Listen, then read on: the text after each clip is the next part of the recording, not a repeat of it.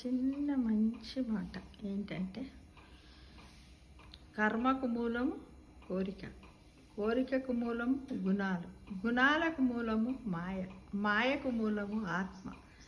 ఆత్మను పట్టుకుంటే మాయ అనే భ్రాంతి పోతుంది. మాయ లేకపోతే గుణరహితులుగా అయిపోతాం. గుణాలు లేని వాడిలో కోరిక ఉండదు.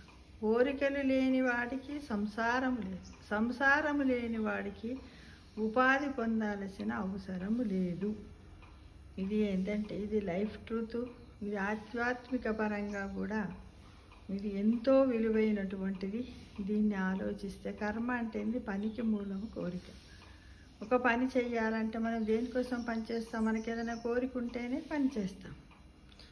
ఈ కోరికకు మూలము గుణము. మనము చెయ్యాలి అనే గుణము, మంచి గుణం ఉంటేనే కోరికకు నెరవేర్చగలుగుతాం.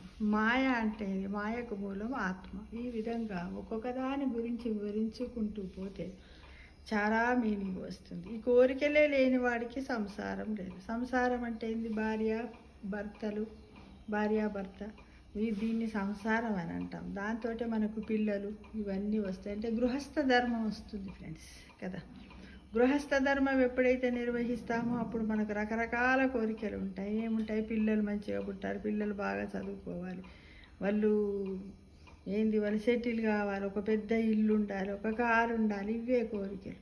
కానీ ఆ కోరికలను కూడా కొంచెం అదుపులో ఉంచుకోవాలి.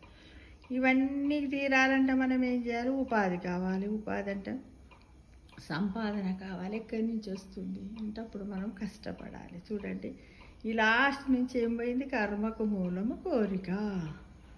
కర్మకు మూలం కోరిక. కోరిక ఉంటేనే మనం పని చేస్తాము. ఆ పని చేస్తేనే మనము ఉపాధిని పొందుతాము. ఉపాధి అవసరము అని దీంట్లో ఎంత చిన్నగా ఉన్నది, కానీ దీంట్లో మీనింగ్ చాలా పెద్దగా ఉన్నది. దీని గురించి ఇంకా కూడా చెప్పొచ్చు ఫ్రెండ్స్.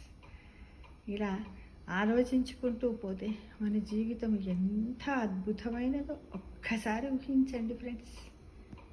Thank you.